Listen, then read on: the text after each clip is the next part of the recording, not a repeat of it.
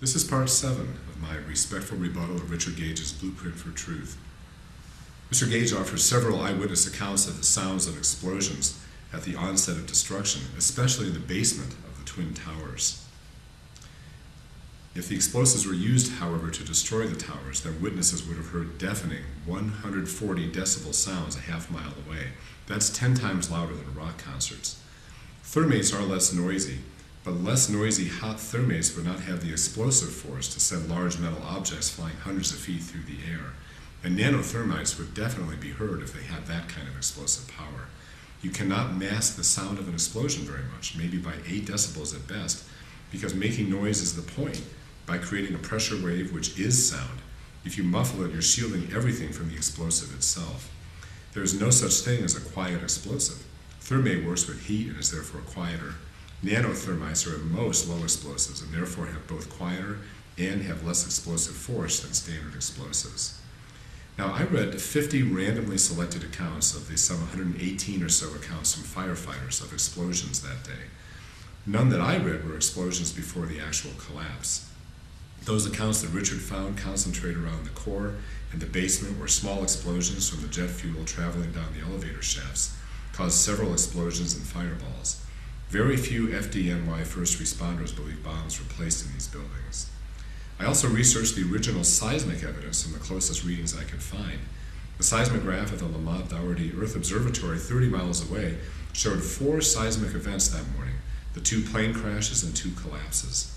Major explosions are not confirmed by the seismic record.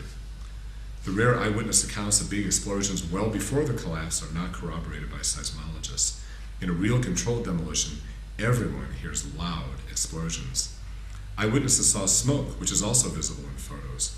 White smoke is a classic warning sign for an impending fire explosion that kills dozens of firefighters every year.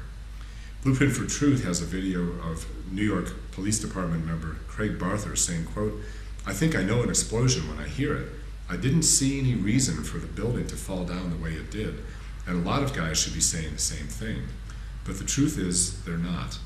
Eric Swartz of Firefighters for 9/11 Truth has honestly told me that 10 former firefighters, maybe a couple more than that, have stated that they believe in controlled demolition, and nobody on the force there today says that.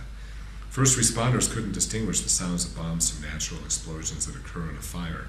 In post-9/11, they're getting that training now, and Richard Gage himself debated a guy who has to teach firefighters what a bomb sounds like because they don't know the difference between a bomb and a regular explosion.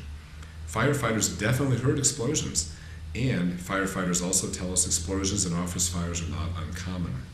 One firefighter gave me a partial list of things that explode in an office fire: HVAC equipment, including condensers and compressors, cleaning supplies, CRT-type TVs and computer monitors, large motors that have an oil reservoir for lube, hydraulic pistons found in an office chair, UPS battery backups, tires in vehicles, steam explosion when water hits a hot fire or molten aluminum, propane tanks, a metal fire, possibly aluminum as NIST proposed, and after the first collapse, an unknown number of Scott Pack bottles that the firefighters use, etc., etc., etc.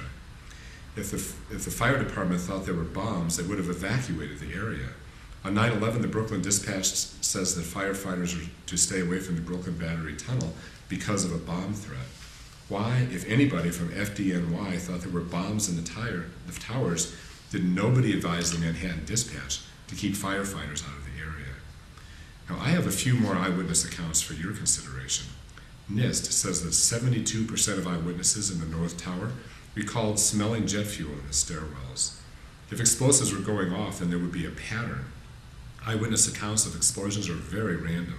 Somebody sees a fireball, someone sees a flash of light, someone feels the ground shaking with no other apparent effect. The randomness of it tells me that these are aspects of a natural collapse as well. The 9/11 Mysteries video shows an edited video with Philip Morell where he talks about explosive sounds like bombs. I went back to the original interview. The director cut out the part where he then explained in the next couple sentences that the explosive sounds were actually from a crashing freight elevator. Lou Coccioli also said he's heard sounds like bombs, but is very unhappy that his quote is exploited in 9/11 Mysteries. I have seen and heard explosions and fires myself. The sounds of explosions often occur in a raging fire, and in this case do not show any evidence of being the sounds of bombs going off. I keep saying that I could be wrong because I'm not a scientist, but the 127 reasons I've laid out so far make it harder and harder for me to believe the claims of the other side. Next, we'll talk about the allegations of rivers of molten steel and iron in the debris, with more eyewitness reports, and check to see if this is true, and if the debris pile really was only 2 stories high.